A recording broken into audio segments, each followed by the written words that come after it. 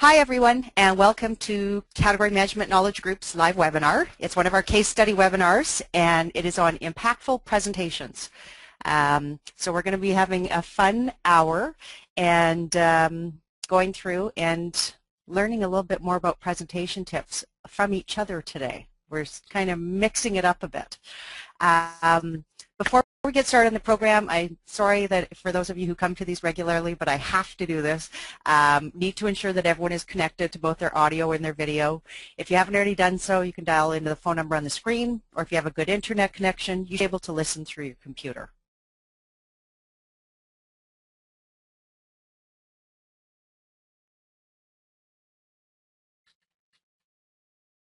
For the best resolution, if your screen is looking grainy and choppy, you might want to go and set your resolution to 1024 by 768 on your control panel display settings.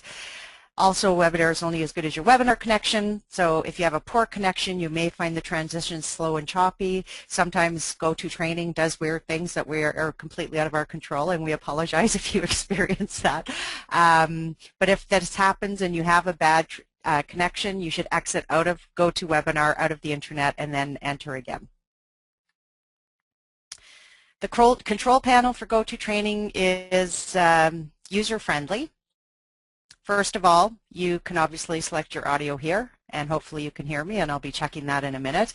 Most people are able to just use their headset and just listen through their computer. I actually do that with myself because it tends to work very well.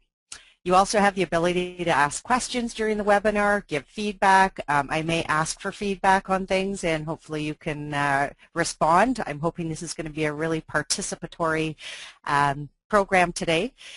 And if you have any questions or issues or need clarification on anything, you can also type it in there, and one of our support team will get back to you right away. There's also a hands up sign, and what I like to use the hands up sign for is to make sure I'm not just talking to myself and forgetting to do things that this is a great session for everybody. So if you could please click on your hands up sign in your GoToTraining controls so I can know that I have carried on for 5 or 10 minutes before, only to find out no one can hear me or see what I'm doing. So not a good thing. Lots of you put up your hands, so once again, if you do have any issues, please feel free to type in the chat box, and Shelley will try to help you as much as she can. The other thing I want to note a bit differently today, and one of the things that we're going to be unmuting everybody. The reason for that is because I want it to be participatory, and in fact I'm going to be getting some of you to present back to the group, so I'll actually be making you the presenter for certain pieces. So what I would like to ask for you to do is to, I'm going to unmute everybody, and it's going to be really noisy for a minute because we'll hear everybody else's background noise, and what I would like to ask you to do is that once I unmute you, that you you mute yourself on the microphone or the phone that you see beside your name. So I'm going to unmute everybody, and if you can please mute yourself again, and then we can get started. For an hour, yeah. How are you doing? Okay, so once again, hopefully everyone can mute themselves. And because right now there's quite a bit of background noise, and so you can just easily mute yourself just by clicking on the microphone or muting your phone or whatever works for you. Hey, look at that. It sounds pretty quiet now. Oh, there's...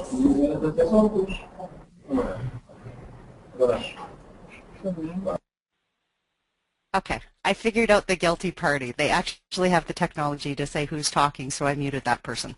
Okay, so I think we're good to go. We have a very quiet group right now, which is awesome. But when I ask you for participation, I really hope that you can jump in and help out.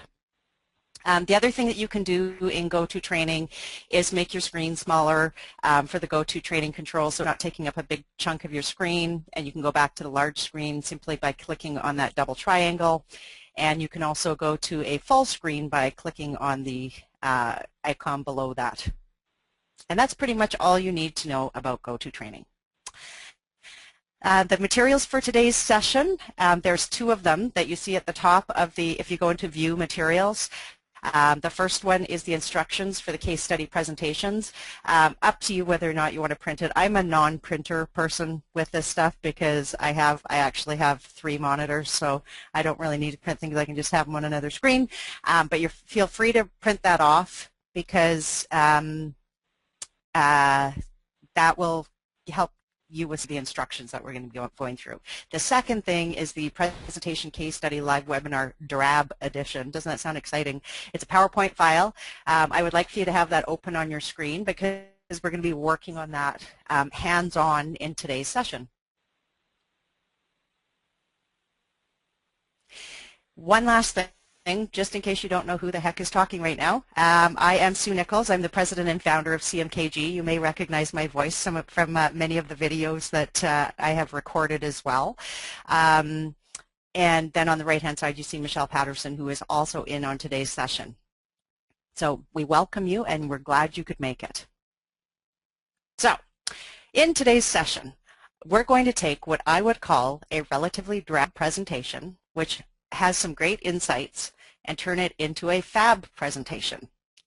So we see a lot of presentations in our roles, Michelle and I, because there's a lot of scenarios where we are out and working with clients who go through and complete case studies. And so basically we see everything from the drab to the fab in a lot of the presentations that are made out there. But one of the other things that I love doing this kind of work because everybody can learn from it. Because the cool thing is that impactful presentations and making great looking charts and smart art and that kind of stuff, that's really bringing a lot of the art into category management too. Sometimes it's an area that we're so hell-bent on getting all of the analysis done that we throw together a potentially maybe even shoddy looking presentation, and yes, I have seen them out there before, and that really can make the difference sometimes. And so we're going to be going through and turning this drab presentation to a fab one, and also doing a few discussions on PowerPoint how-tos and that kind of stuff as we go through it. Like I said, this is very much we can take this wherever we want it to go. I really beg for you guys to participate in this so we can really have a fun session and everybody can get some learning out of it, because there's always a cool new graph or a cool new way that you can do something. Nobody knows everything. So the structure for today's session, you need to download this material. So once again, you go into View Materials, you download the CMKG case study presentation, as well as the PDF document that's up at the top that is the instructions on changing the slides. So download those 2 things. You don't have to print off, especially don't print off the PowerPoint file. You absolutely don't want that. You might want to print off the PDF file. I'm going to quickly review a summary of the situation on Peppy Premium Products, who is going into Happy Joe's, who is a grocery retailer, to get some new products listed. It's a really basic presentation, but it has some compelling data, but their presentation format pretty much sucks right now. So our job is to clean it up and make it look fantastic for them. So I am going to move over now to the actual presentation. So I'm just going to bring this over to the screen over here for you. Oh, now you see my son. Yes, he just graduated from high school. Okay. So I am now showing you the screen that has the Happy Joe's presentation on it. I'm going to close the animation pane here, which is open for some reason. And it's really up to you. I don't know if you know this or not, but if you don't like having these thumbnails down the side, I tend to work with them. And this is a preference thing. You can just shut down that screen. And then if you want to go back to where those are again, all you have to do is do a view normal, and they'll show up again. So simple things. Sometimes people just don't ever know because you don't know what you don't know. So here, I'm going to walk you through the background, and then we're going to have an opportunity to just quickly, I'm just going to quickly blow through the whole presentation so you can kind of get an understanding of where we're going with it. But the background is that Happy Joe's is a retailer who's a typical grocery retailer who has increased competition, as everyone does in today's environment, and a really changing environment. They have a very collaborative relationship with their vendor suppliers, and they share their data and insights between both organizations. They respond well to fact-based presentations, and they also emphasize for salespeople or category management professionals coming in that they want short and succinct presentations, no decks allowed, with action-based recommendations for their category managers. So that's the background for Happy Joe's.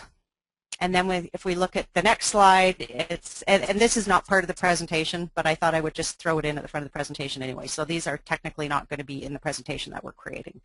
But Pepe Premium Products, or Triple P, is the manufacturer of high-end food products with a primary focus in grocery. They're launching a new frozen entree lineup with 12 new SKUs that target the higher-income working family that is time-strapped and looking for quick at-home meal solutions. They've worked closely with Happy Joe's in the past, and they have a very collaborative working relationship. Triple P currently does not have any SKUs in the frozen entrees category, but it does offer other frozen foods in other categories. So they need to create a fact-based presentation that focuses on the biggest areas of opportunity for Happy Joe's using a basic presentation flow. If you've taken our presentation skills, one of the things you're going to note here, this isn't a presentation skills training, and it's sort of a presentation skills and it's sort of PowerPoint, but we can't cover everything in an hour. So we are going to blow through a bit of it with the assumption that hopefully you understand a little bit about the presentation skills, or you can take our course. And so basically we're going to be focusing in on the summary of the situation, and that's because that's where a lot of the data and selling in using the data to create the idea for the presentation. So there's only 10 slides in the presentation if you subtract the first two. It starts on slide 3 with a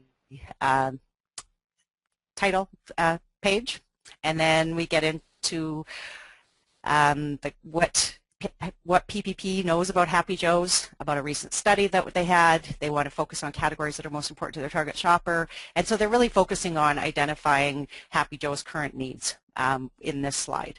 And then the next slide gets into comparing how frozen entrees is doing compared to other destination categories that Happy Joe's competes in, the category size, and then some different measures about it. And then it shows that frozen entrees is a strong category. Oh, sorry, you don't get to see that one. Then we see the frozen entrees target consumer slide, which shows how frozen entrees match up with the Happy Joe's target consumer. Then we get into Happy Joe's is less developed in frozen entrees and how they're doing versus some of their key competitors. And then we can get into taking a look at the different segment entrees and how Happy Joe's is doing. The number of SKUs that as a big assortment opportunity for the competitors, and then when they look within the premium, mid, and value assortment analysis here. And then the liquidity. So the intent here is for Happy Joe's to almost no. Triple P even mentions it today. As you can tell, why don't we go back up to, if you go into slide 4 of the PowerPoint presentation, this is like the definite drab of drab. What are some of the ways that we can make this presentation more enticing? The first thing is to kind of start out by using some of the basic principles of PowerPoint, things like not having too wild of fonts in your titles, and having fonts that are easy to read in the rest of it, putting some color in. You can potentially use a template. We're not going to use templates today, and quite honestly, most templates, unless they're almost custom created for a specific purpose, unless they're just a simple one, sometimes they can really distract from the presentation, in my humble opinion. And the other thing is that when you use templates and then you go to print it, you're using tons of inkjets as you're printing off these blue backgrounds and all this stuff in the background that really at the end of the day you have to ask yourself if that's actually making a difference or not. And sometimes it does, but in general, a nice clean background can go a long way. So what we're going to start out doing is if you have your PDF file with your instructions for slide changes, we're going to go in and we're going to change the master slide layout. So we're going to do a little bit of PowerPoint tips and tricks here. And if you want to jump in with other ideas or anything, you can either type them into the chat so that it doesn't get too noisy when we're doing this, and I'll share it with others. Or if you have a great idea, you can unmute yourself and jump in and give your perspective. So we're going to go in and we go into the slide master by going into view and then slide master. And a lot of people do not understand the slide master very well. The slide master really drives the look and feel of all of the slides in your presentation. You can add in more slide master slides. So if you have a specific layout that you want to have available and you're going to add it in 10 times into your presentation, or even a couple of times, and you want the identical one, you can create it as a slide master. And so what we're going to do, the first thing to note is that we want to add in a green bar at the top of all of our slides that have a title. And we're going to change the font at the top. Right now, the font, if you click on it, this font is, if you're not sure how to look at the font, then you click on Home, and then you can see that the font in this title slide is Comic Sans. The reason I used Comic Sans here is because I absolutely hate it, and I see it a lot. It reminds me of school time and kind of I think it's a kind of babyish, and by going and changing that to something like an Arial or a Times New Roman or something like that, it just makes it look much more professional. So the first thing we're going to do is we're going to change the font type in the title on all of the slides. One of the important things to note is that down the left-hand side you can see that there's one big slide up at the top, and that's kind of the master slide, and then all of the other ones underneath are ones that kind of follow the master, but if you go and change one of the smaller ones, if you change the one at the top, it changes all of the slides down below, but if you change one of the smaller ones, then it only changes that one. So we want to change the entire look and feel of the entire presentation.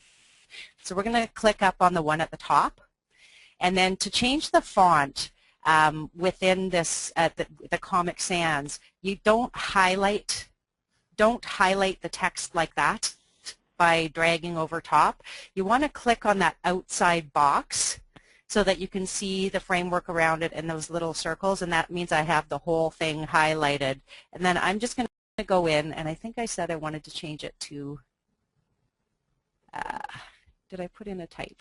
No, you can change it to what Calibri I actually put. So we're going to change it to a Calibri font.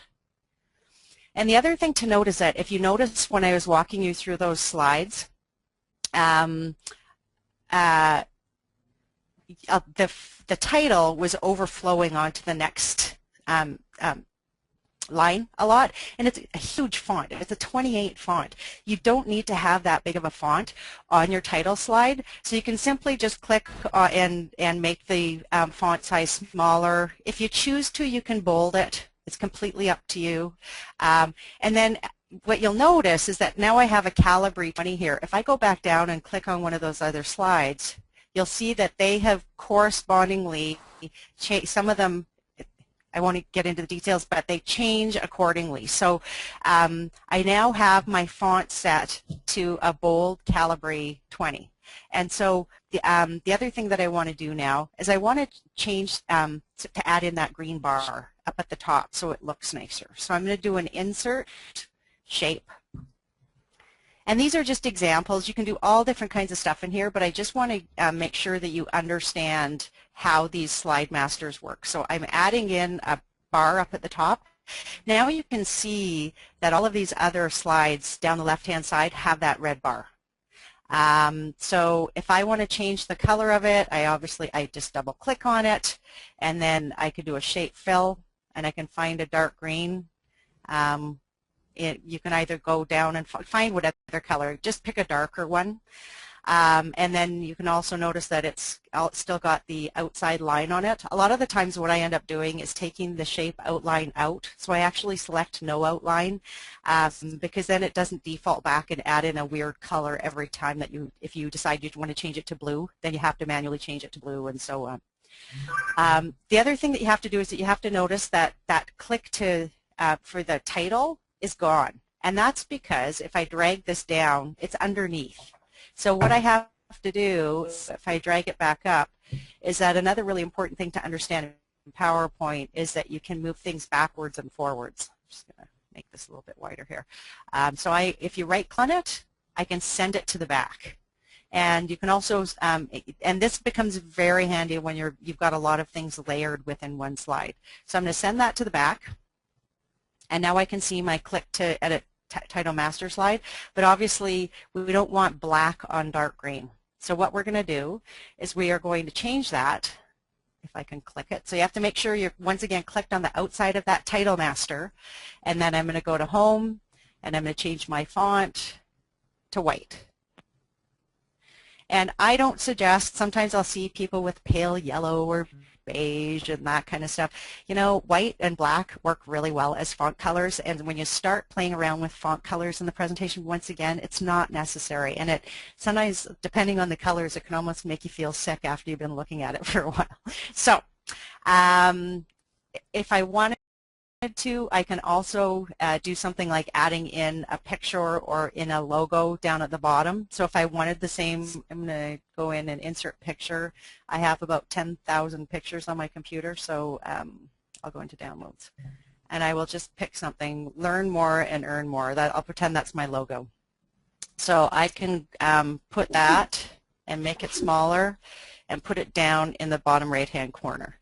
And this is one of the things that should not be something that you just automatically, it's the first thing that your eye goes to is your logo, unless it is a marketing page or something like that maybe.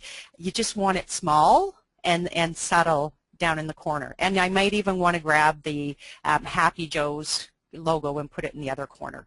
And then what you see happen is that on the other slides, once again, if I click down there, I can see that the logo is on every slide. And these are the kind of things that I see people don't know why they're down in that bottom corner, so they'll actually go through their PowerPoint presentation and add in white boxes. I'm sure that if I got a show of hands here on how many people add white boxes or things to cover things in their presentation because they don't know how to get rid of them or where they come from, it's because they're in the slide master, and you can go in and change it there and then it won't drive you. Oh, I see lots of hands up. Those white boxes are not necessary. So you can go in and change any of that stuff in the slide master. And so if I go in and I decide, you want to know what, on the slide master where it's a blank slide, I don't want that, then you can go in and hide that logo by adding in the white box, and then it won't show on any of those slides. Okay? So that's all I'm going to do for our slide master. That's all the time that I have for, but you can do anything in here and it makes your life so much easier. And like I said, we tend to go the plain route. We've tried fancy stuff, and we usually end up going back to what you see in some of our standard formats. We've used, in some of our training, we use a black background. We've actually started switching it up and doing a lot more in a white background, especially when we're doing webinars or live presentations to our clients. We have clients we have to go in and make sales presentations to, and it just seems to make a lot more sense. I also have a tip here from Colleen. Palatino Linotype is another font that that she's been using for a few years. I don't know if it's a standard one. I've never even heard of it, quite honestly, if it's a standard one that's available in Office, but that sounds like an interesting one too. So I'm going to close the master view now, and now I can see what's going on. You can see that we now have our fonts are at the size that we created for our presentations. We're not going to go through and be super fussy about things because I want to get into some of the guts of the presentation, but we can now start creating a great presentation, starting with the title page. And Colleen has now confirmed that the Palatino Linotype is a font that is a standard font. So there you go. Thank you, Colleen.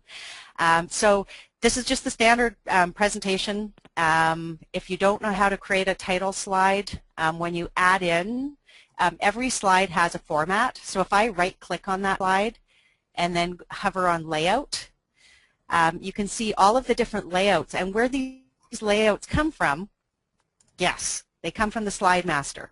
And so these are the ones that we just created in the Slide Master. And so these are your options for this particular presentation.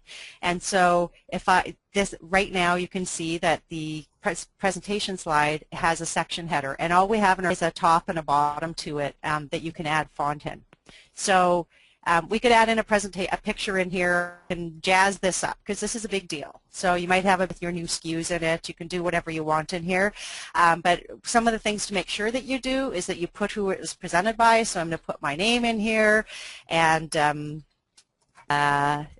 probably the date. What is the date? November 21st, 2013. And it's interesting because if you type in here, you're going to realize it's all caps. And so this is another one where people don't have a clue, why the heck is this all caps?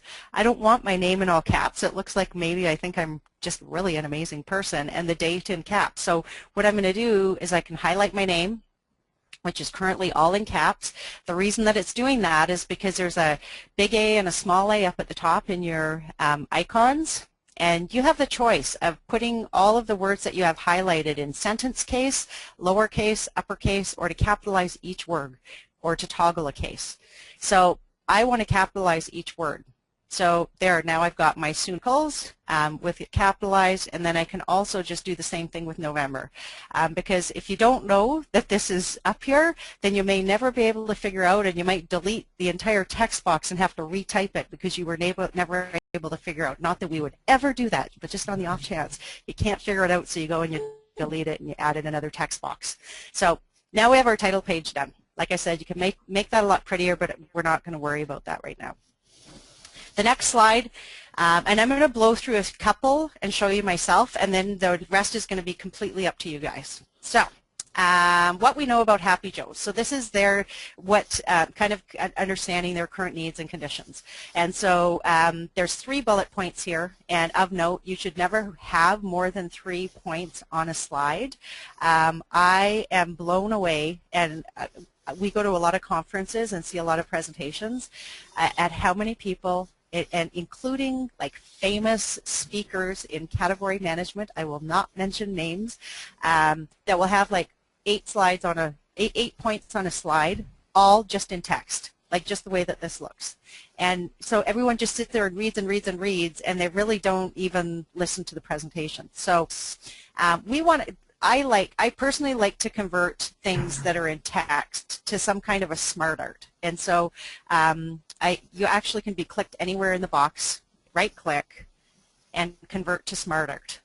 And if you don't understand smart art, I'm going to go down because it shows some examples of smart art here, but if you go down to the bottom where it says more smart art graphics, then you get the full choices of all of the different smart arts that are available in PowerPoint. And also not just in PowerPoint, they're also available in Excel and Word. So for the purposes of this, I'm just going to, I don't want to spend a ton of time on it, but I'm going to select the vertical bullet list so that each of the different points shows up in a different box. And the nice thing is that before you choose it, it will explain to you over on the right-hand side. If you click on it once, it will tell you exactly what you can expect from it. There's also picture ones, so if you're wanting to add in any kind of pictures, which are also a really nice thing for the visual. If we have more time, then I would probably do that too, just finding little icons of the consumer and such, but we're not going to do that for now, so I'm going to hit OK. And now I have my 3 boxes. Now, when I look at this, I just about, the color is absolutely hideous, so definitely want to change that. So what are we going to do? We may go in, some of the standard ways you may go in is if you click on it, then you see there's a change color options, and you can see some of the different options in here, and you can see that most of them are actually almost vomit inducing. So we don't have to choose those ones. If this is called the color palette that you have currently set up for this slideshow. This is another thing that people don't know. So you might say, you know what, I don't want this red, I want it green. So you click on one of them and you go into format and you change the color to green or whatever. Don't do that. There's something in PowerPoint, if you go into design and then colors, and these are all of the different color palettes that are available in here. You'll notice up at the top of mine, I have a custom color palette. That's our CMKG logo colors, and we use that in everything. So the first thing I ever do when I'm creating a presentation of any kind is change it to our color palette. So I would select custom 3 for mine, but what you can do is you can either go down and find something that you don't think is too obnoxious or that will go with your logo colors or with your client's logo colors, or you can also do what we do, and that's create new theme colors. So you can go in and actually, if you, this even goes to the point of the hyperlink colors. Like the hyperlink colors can be hideous sometimes when you go in and you think you can't control that. You do that under your when you're creating your new theme colors, so it's pretty cool. But you can also pick accent 1 is the first color that's going to show up in your color palette. You can change all of them or any of them. If you have logo colors and you have the red, green, blue, the RGB number for them, I am not a technical person whatsoever, and I never knew what an RGB was. But if you go into the custom colors, you can actually go in and for any organization who has fonts and color schemes, they have an RGB factor. So the example is for this hideous red color, if you love it, then the RGB factor is a 211 by 72 by 23. So if you type that in to anywhere, you will be able to get that color on anything that you ever create, whether it's a box or you're doing something on the internet or anything, that's that color. And so you can set these colors up to anything that you want. So I am going to select, I'm just going to select my company colors, but you can select whichever one that you like in there. It doesn't really matter. But that's the colors that, and if you don't want a lot of color, pick one that's not very colorful. To change these colors again, if I double click on the outside of the Smart Art, I don't really like gray. And the other thing I don't like is I don't like always having it showing up as colored stuff in here. So I might decide that I'm going to go in, and change the style. So I may decide to do something that's a different kind of look to it with a bit of a gray background. Or I might decide by clicking down on changing colors that I just want a white box around them. So don't make everything colorful and foofy because it's really irritating. It's better to have something like you might want to have green boxes around to match the green at the top or whatever, but so that it doesn't look too overbearing and it's not taking away from what you're doing. But like I said, if we had more time, I would add in a little picture of like a study book, and they want focus on categories and most important, so maybe a thing about the target shopper and consumer. And so those are the kind of things that you may want to add in just a little icon or something like that. And if you're interested, there's some great places that you can go and affordably buy some fantastic images. And it's a real drag because there's legal reasons for wanting to do that, because if you ever get caught, we learned about this several years ago, you actually can get a heavy fine for using an image, and if it ends up somehow on the internet or something like that and they find it, then you can get into a lot of trouble. So, but there are very affordable ways to get access to some great images. So that's, now we've finished that slide. So the next slide that we're going to do is start looking at the data. So in this data, this is on slide 5. The information is that frozen entrees is a large category and provides a big opportunity to Happy Joes based on the following information.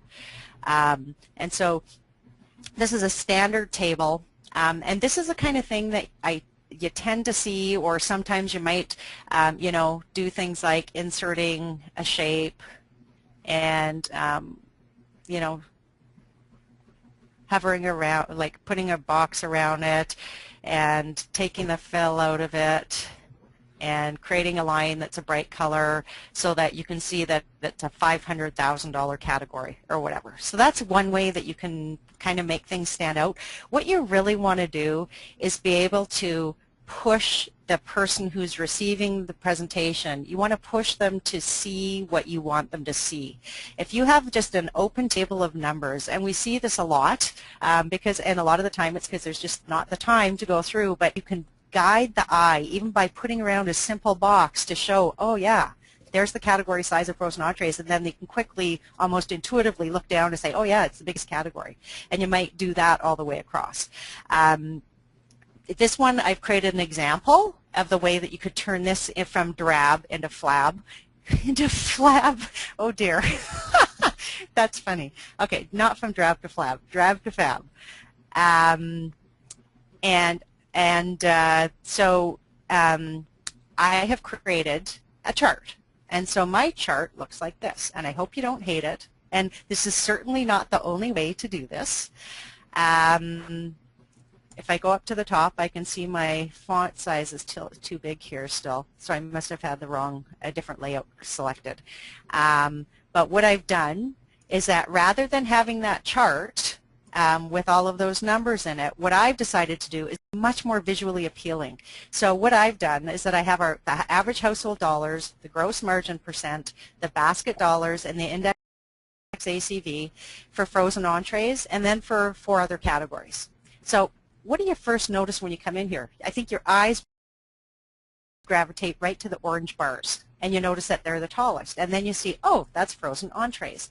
And I also have them for the frozen entrees so that it really stands out. So it just guides you to exactly what you want them to see.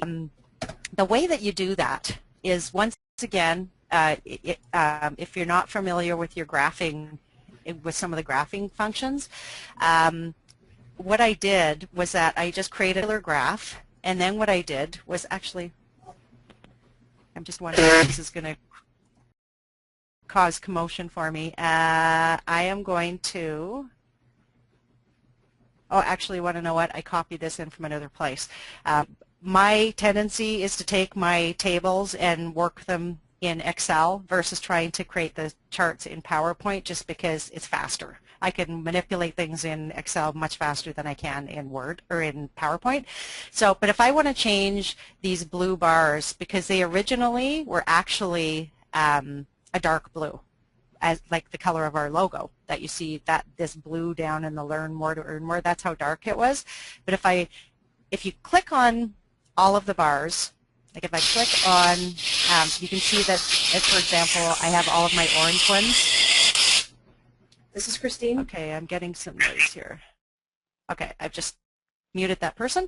And so if I click on the second bar column over, then you can see that they're all highlighted all the way across, and then I can right-click and format the series. Or actually, the easier way to do it is just to go up to the top and find the shape fill.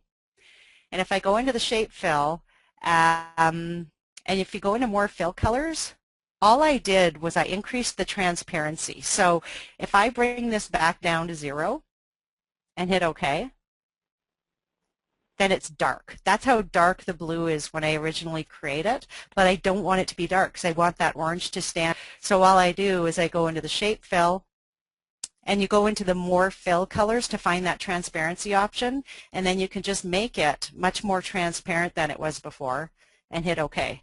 And so then, like I said, it makes that orange really stand out. So those are and you can change all the colors. You can add in a picture. If you had an image or something that you really wanted to make frozen entrees stand out, then you could do something like that. Once again, I'm not big into that. You'll also notice I took out all the grid lines. They're irrelevant in this, and they take away from the nice looking part of the picture. Sometimes you need grid lines if it's more complex graph or something like that, but for something like this, it's a great way to just have that. And I'm planning, if you're interested, we will be posting this in the e-learning center after if you want to get a copy.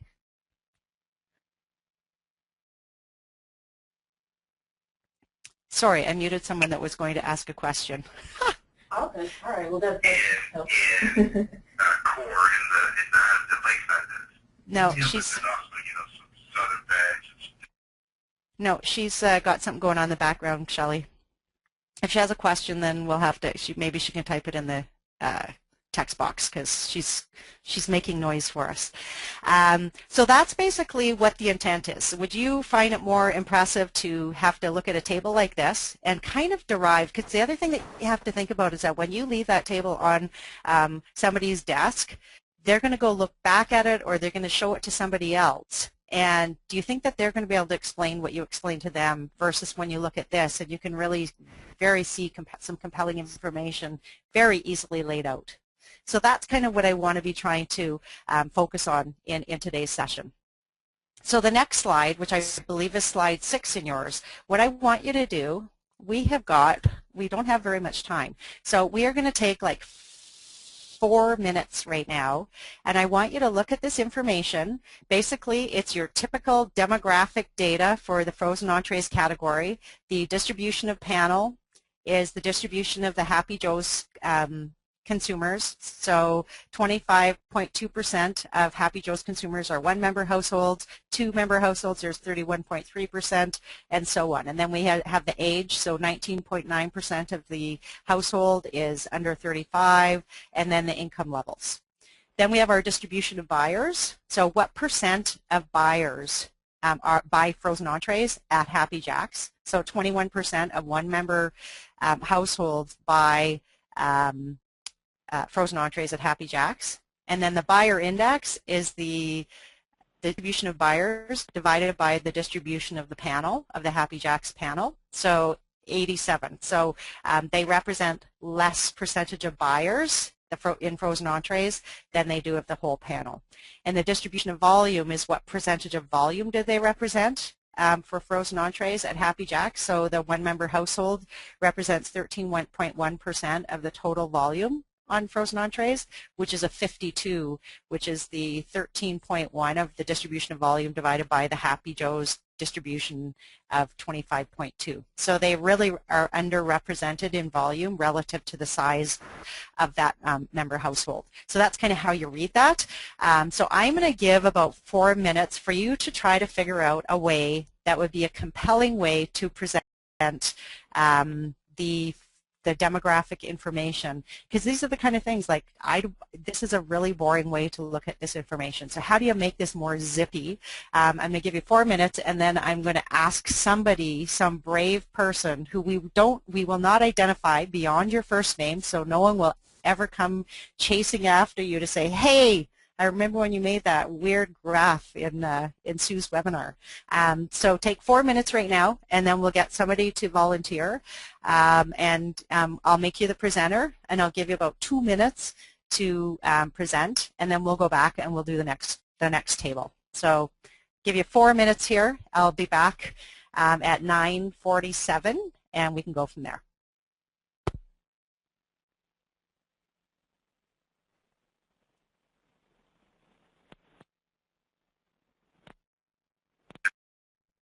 East Coast too. I mean.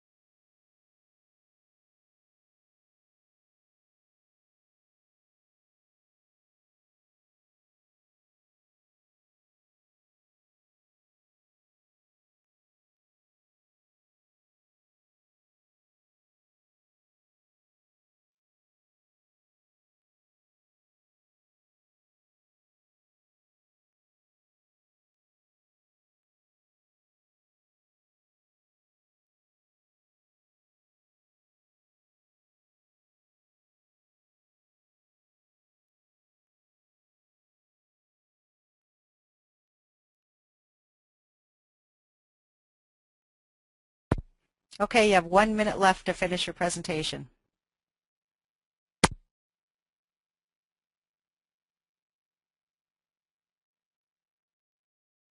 And then the first person who types in the chat that they would love to be the presenter for me and will get brownie points forever can just type in the chat that they would like to present.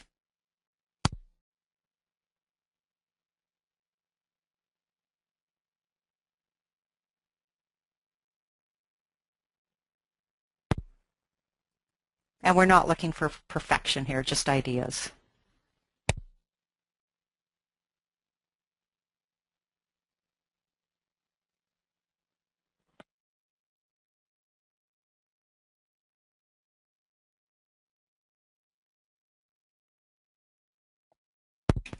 Okay, the 4 minutes are up, and I have not got a volunteer yet. Does anyone want to volunteer?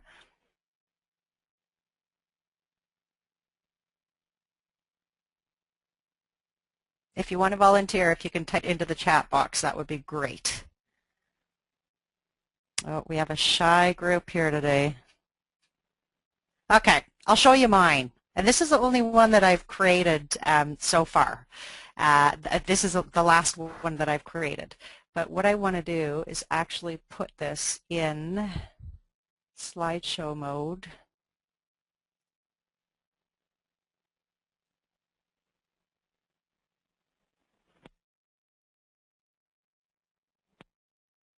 There. So, oh, I got to fix my title here.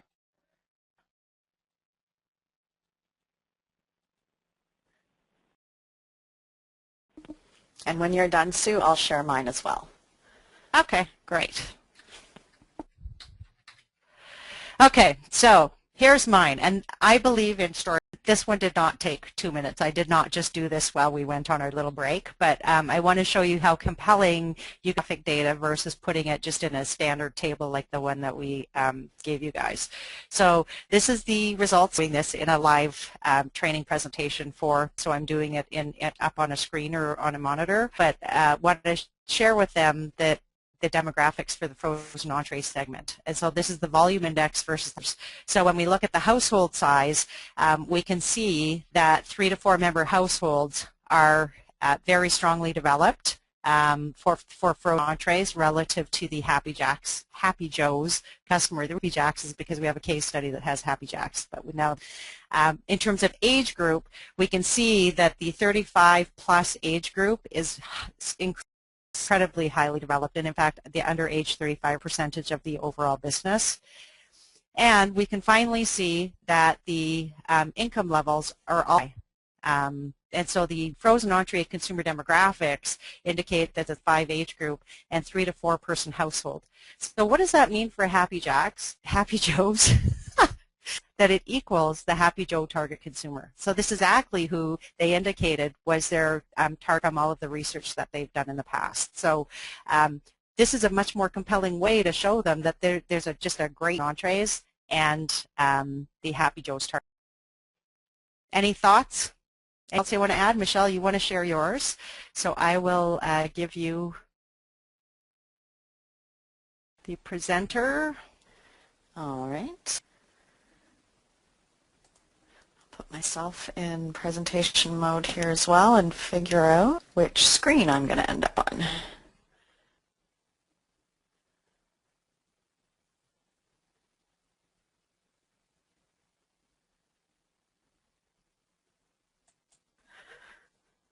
All right. Can you tell me if you're seeing it yet, Sue? Yeah. Okay. So I actually did mine in the 4 minutes that you allotted, and I'm guessing that you didn't get a lot of volunteers because it's not a lot of time to make some changes. So I knew kind of the direction you were going to go, and what I wanted to do was highlight some simple things you can need to include a table because so often, and the numbers aren't highlighted, they're difficult to read, that sort of thing. So there was to use the table design, which gives you some sort of automatic, cleans it up a little bit. And then what I did is I pulled in the description of the Happy Joe's target consumer at the bottom, highlighted the lines of the total frozen entree consumer to the to the happy target consumer. I also increased the font size quite a few times over so that would be legible. So even when you don't have to do something that's even more visually appealing, like the graphics that Sue built, you can still make sort of basic tables still pop and stand out a whole lot more than just you know, a basic all black and white. Anyone else? Or should we go on? We'll go on to the next one, because now that you guys see how this all works, then hopefully in the next one you'll have some ideas. And it doesn't, like I said, it does not have to be perfect. It doesn't have to be like the one that I just showed you with all the fancy stuff, but take this to really get a point across that you're trying to make. So thank you, Michelle, for sharing that one. No problem. I just made you the presenter again. Okay. Just bear with me.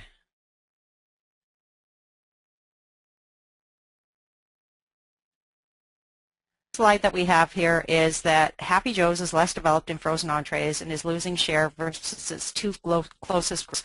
So I'm going to give you 4 minutes and see what you can come up with to make this more compelling in the live. And so I'll give you 4 minutes. We'll come 7 and see what we've come up with. And hopefully somebody will be a brave soul. No one will know who you are. And so I'll be back in a minute.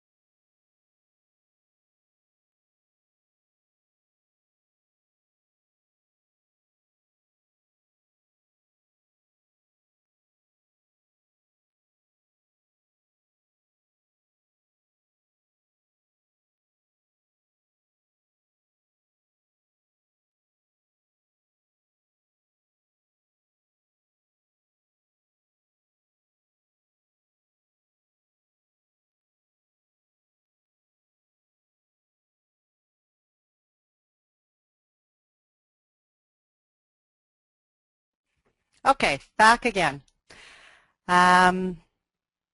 So based on Michelle's challenge of not having time, the way that I've created it is just simply, you could even opt out of having the table on. One of the things that you can do is you can always have all the detailed tables and stuff as an addendum to the back of your presentation.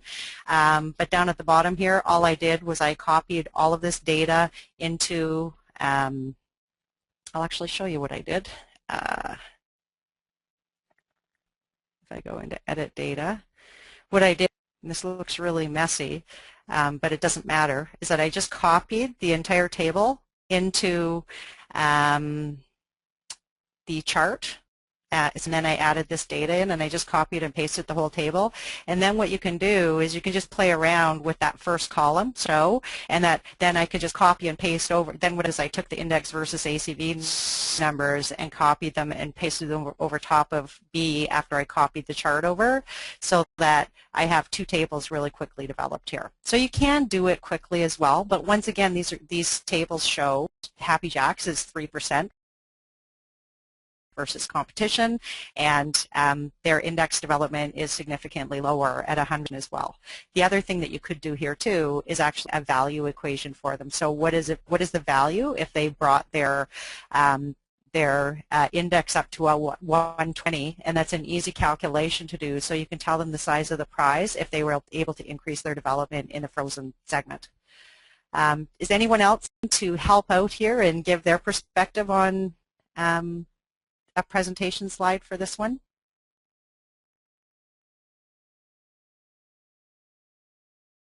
We have a very shy group. I don't know if silence means that you have no, if you're not finding this helpful, or you're just absorbing so much you just don't know what to do, or if you're shy and don't want to be sharing the information with us. Okay, now I'm getting people talking in the sides here, and it sounds like some people did things similar to what I did. You know, sometimes you don't have to show all these. If you capture that, like index versus ACV equals the the frozen entree share divided by the ACV share, and like I said, you could have this table even down in really small, down at the bottom or something like that, and you can really easily change the size of the table just by clicking on the outside once again and just clicking on the smaller A and shrinking it way down, so that you could have the two tables up at the top and then move the raw data down to the bottom, so that if you feel compelled that you need to have that information in there for them, then this kind of draws them to the, okay, these are the big opportunities, and then they go down and verify what those numbers mean down in the table in the bottom. So that's an option too. Like I said, there's no true answer to this, but there's a lot of different ways that you can do it. Okay, so let's try the next one. It's actually 10 o'clock right now, and there are a couple of other charts. I know that some people are very time-strapped sometimes, and there's no way that they're going to be able to stay. So I hope that you found this valuable, and I'm not ending the webinar right now. If some people want to stay on and go through the last two with me, then you're welcome to. But if you have to go, I thank you for coming, and I apologize for going overtime, but hopefully you got some value out of the hour. And we are going to be asking for you guys' feedback at the end of this to see if this is something helpful, or if you prefer not to do this kind of an approach, because it's the first time that we've done something that's so hands-on. And I was hoping to generate some more discussion, but maybe we just have some shy people. So anyways, thank you for coming, and we'll go from there. So the next slide is talking about the underdevelopment of frozen entrees being driven by an underdevelopment premium segment. So by that, what that means is that the Happy Joe's category share, the premium segment represents 24.8% of the business, and the grocery market share on premium is 28.3%. So, and then you can compare to the mid and the value. So why don't we, rather than creating the graphs, why don't I just ask you guys to open the mics and give some perspective on some of the ways that you could maybe present this material so that it would be more engaging and something that you can really derive that conclusion from, that there's a big opportunity in the premium segment. Anyone?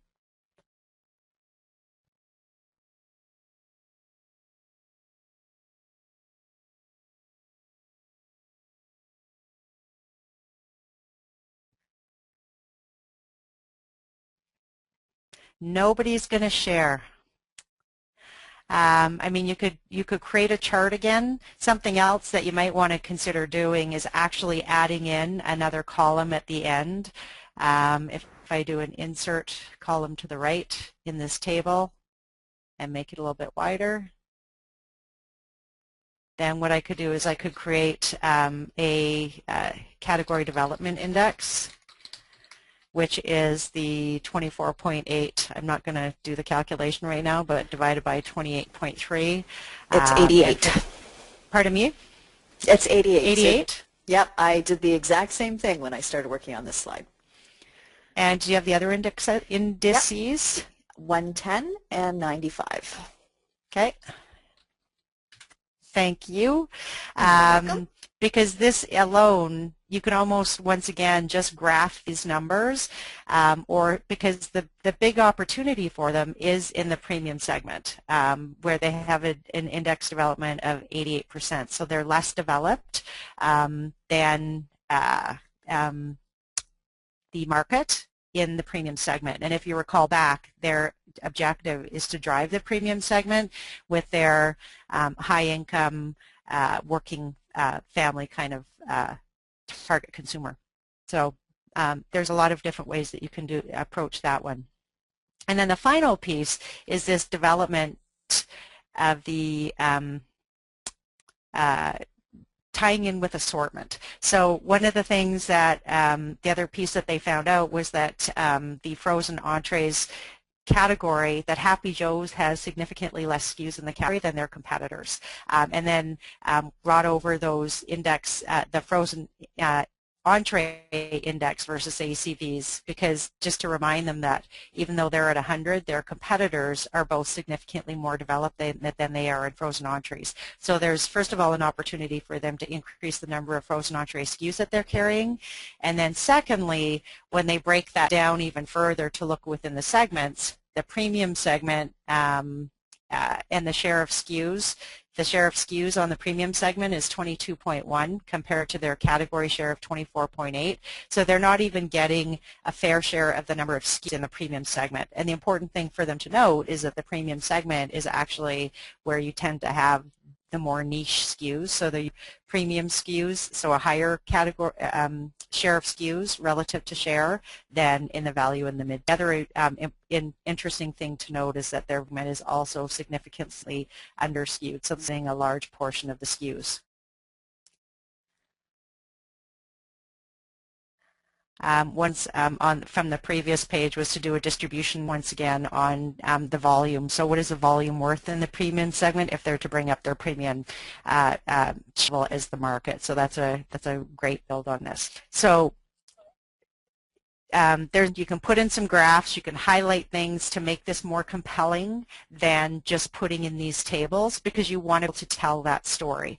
And so what the intent is that when you're done here, you're able to then jump into the idea, which is that Peppy is bringing up into the premium segment. So they're underdeveloped in frozen entrees segment, they're performing poorly relative to their competitors, and it starts with the product assortment is not great. So there's an opportunity to actually increase the overall number of SKUs that they're offering in frozen entrees, and so and once again in the premium segment. And so this is the perfect, because by the time you get to that idea of bringing in those SKUs in the premium segment, they're probably already sold because they see the huge opportunity that's there. Does anyone have any other ideas, any different perspectives? You want to challenge me on this, or any builds?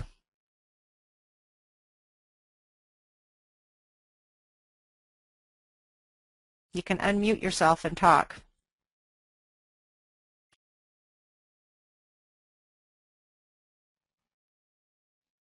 Okay.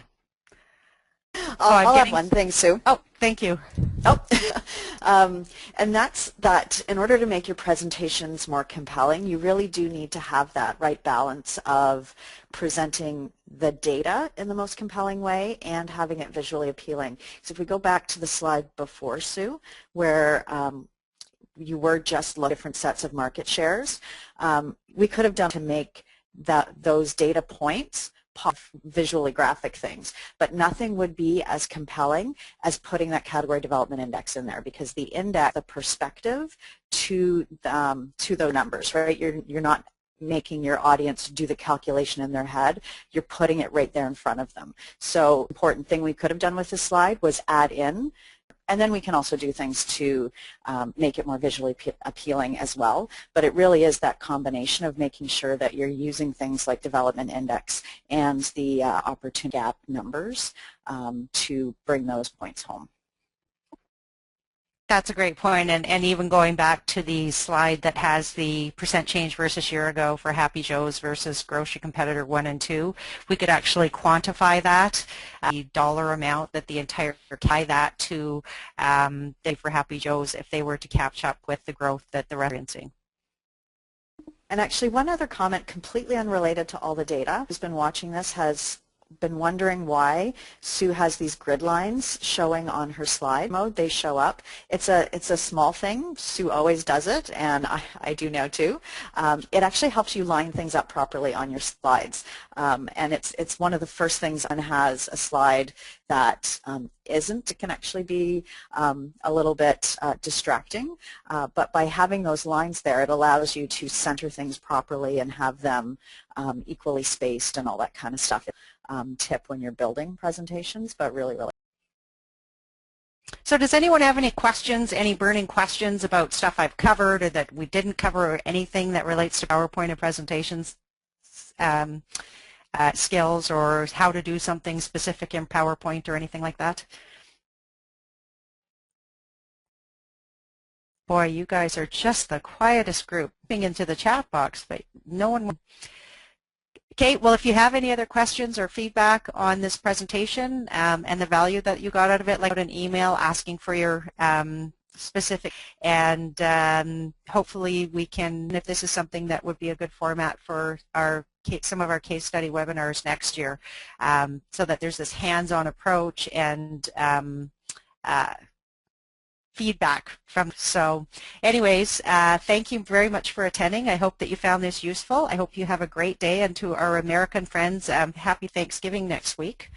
And I think that the only other thing I wanted to mention is that there is a student newsletter that just went out that includes some of the best, the most popular downloads that we had. Let